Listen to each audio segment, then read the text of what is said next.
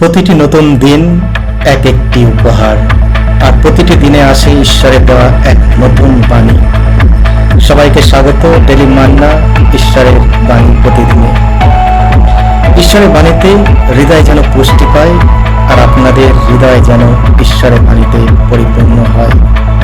Daily Manna ঈশ্বরের বাণী আমার ও আপনার জন্য প্রতিদিন।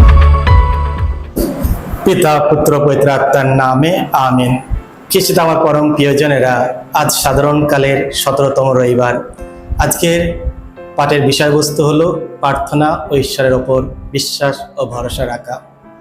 আজকের প্রথম পাঠটি নেওয়া হয়েছে আদি পুস্তক থেকে 18 অধ্যায় 20 থেকে 22 পদ।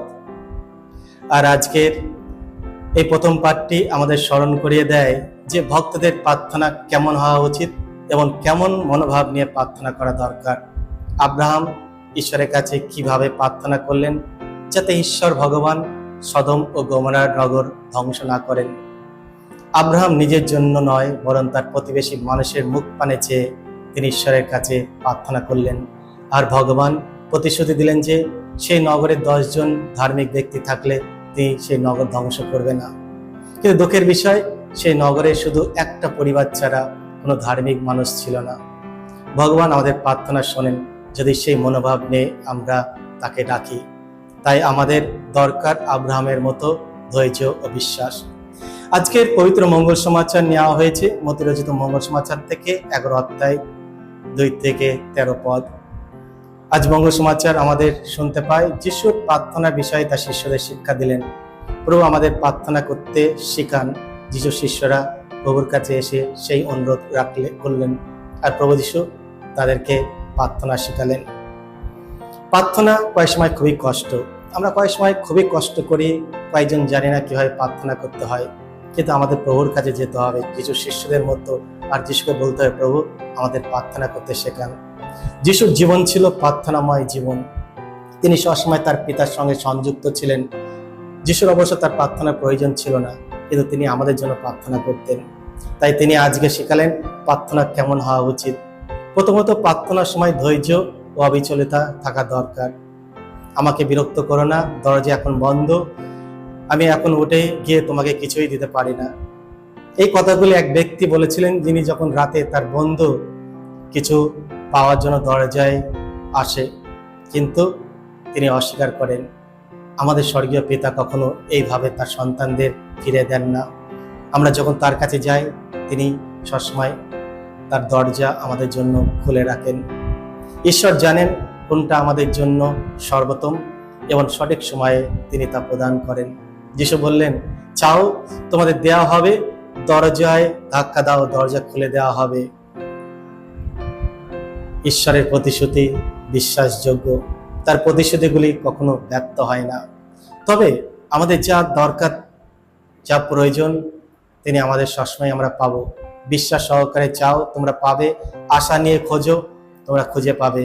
ভালোবাসা নিয়ে করা দাও, তোমাদের জন্য দরজা খুলে দেওয়া হবে।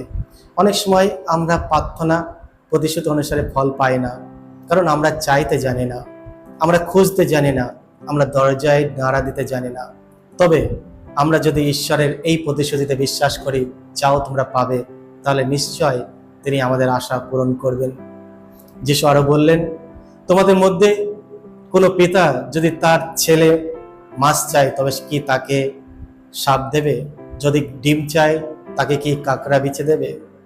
যিশু এমন এক অদ্ভুত প্রশ্ন তুললেন যা বাস্তবে কোনোদিন ঘটে না।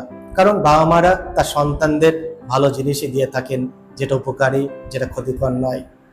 এই উদাহরণ দিয়ে যিশু হয়তো আমাদের বোঝাতে চান যে আমাদের স্বর্গীয় পিতা আমরা যখন কিছু চাই তখন তিনি ভালো জিনিসই আমাদের দিয়ে থাকেন। তবে আমাদের মনে রাখা দরকার, অনেক সময় বাবা মায়েরা তাদের সন্তানের যা ভালো মনে করে দেয় সেটা ভালো না হতেও পারে। তবে আমরা আমাদের পিতার কাছে যেটা চাবো, ভালো জিনিস আমরা অবশ্যই তার কাছ থেকে পাবো। তাই যিশু বললেন, তোমাদের স্বর্গীয় পিতা কি আরো বেশি করে পবিত্র আত্মা দেবেন না যারা তাকে চায়?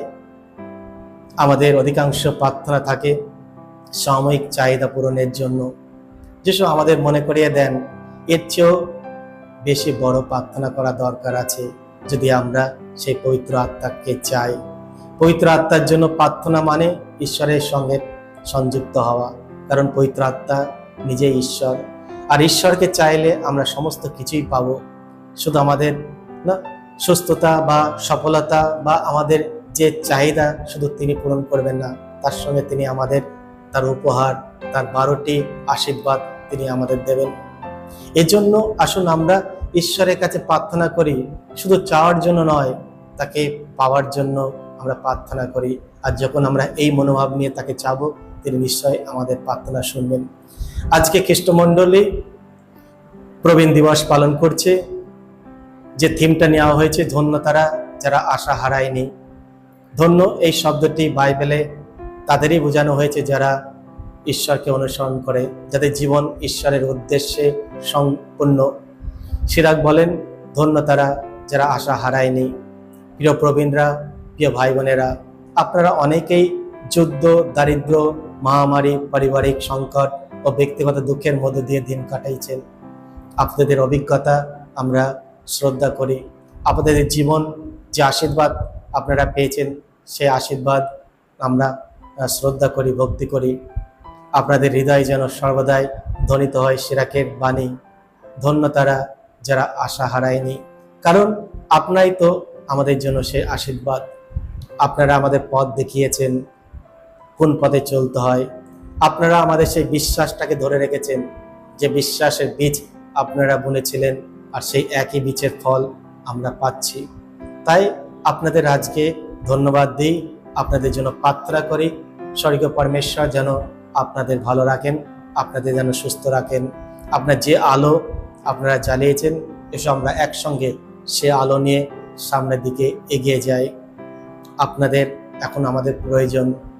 আপনারা আমাদের সঙ্গে থাকুন, আপনাদের অভিজ্ঞতা আমাদের সঙ্গে ভাগ করুন। আপনাদের জ্ঞান আমাদের সাহায্য করবে সঠিক পথে চলার জন্য। আপনাদের অভিজ্ঞতা আমাদের সাহায্য করবে এই তীর্থযাত্রা সম্পূর্ণ করার জন্য। আপনাদের জন্য আমরা প্রার্থনা করি, ঈশ্বর যেন আপনাদের সুস্থ শরীরে রাখেন। আজকের দিনটা আপনাদের শুভ হোক, ঈশ্বর আপনাদের মঙ্গল করুক। সকলকে